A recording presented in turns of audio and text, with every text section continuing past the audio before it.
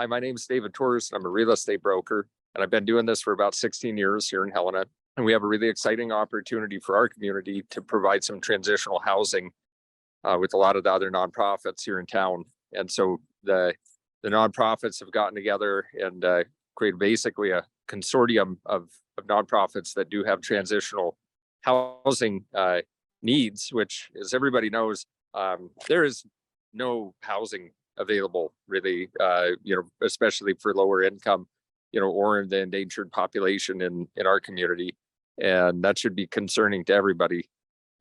It definitely is to me. And I think about the little kids that don't have a warm place to sleep. And so they don't know if they're going to be safe at night, if they're going to be warm in the wintertime, or even if they're going to be dry or if they're going to have something to eat. So imagine as you're a kid growing up like that. And I know some of you that are watching this did grow up like that. I was blessed and fortunate enough that I did not. And so that's the reason why I've taken this on as something that is near and dear to my heart.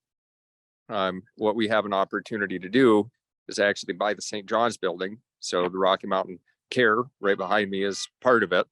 So there was an assisted living facility there. It's a 40-bed unit or 40 beds in that facility. It's now vacant.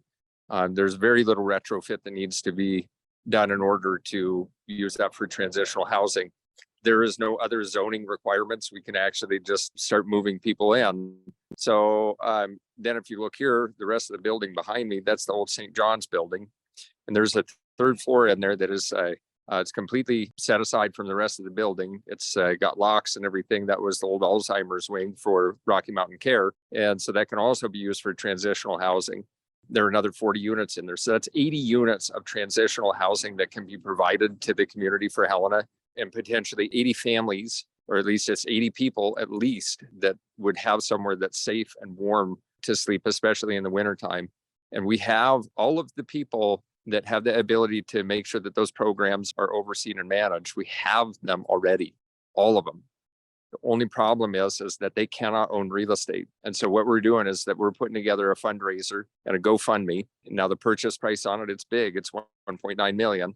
And that doesn't even cover any of the cost of the tenant improvements, but the nonprofits can cover tenant improvements. We have other companies and other entities like the AFL-CIO that's willing to donate labor and materials. We have the Church of Latter-day Saints that said that they're in a position to be able to provide furnishings, should we get something set up. There's a fantastic amount that we can do here, but we just need to get the building, and we need Helena's help to do it. Any amount of money is helpful. If we can't hit the target, all the money that we do acquire out of this for the project is going to get distributed back to those nonprofits that are involved. There's a list on the GoFundMe down below. That list is going to be ever growing. We're adding more and more people, but time is of the essence. There are other people that are interested in this particular property. So we're going to be looking for investors. We're looking for anybody that would be interested in helping our community have a safe place for a lot of our vulnerable population to go. You know what to do. Anything is helpful. You got $5, $10, $100, $1,000. GoFundMe, I believe, is all tax deductible. So go ahead and throw some money in the kitty.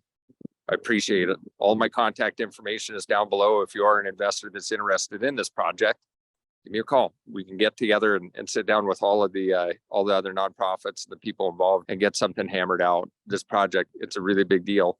I'll walk you around here a little bit and just show you. Let me turn the camera around.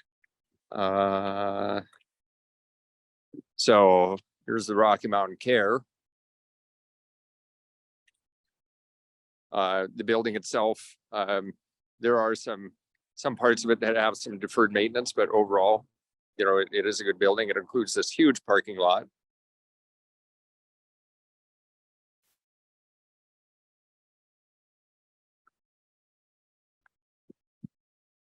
And it's right in the middle of downtown Helena. It's beautiful. And I'd encourage anybody that's watching it to just come down and take a look at it and imagine, all the lives that can be changed by giving somebody a nice safe to stay at least for a little while until people get back on their feet.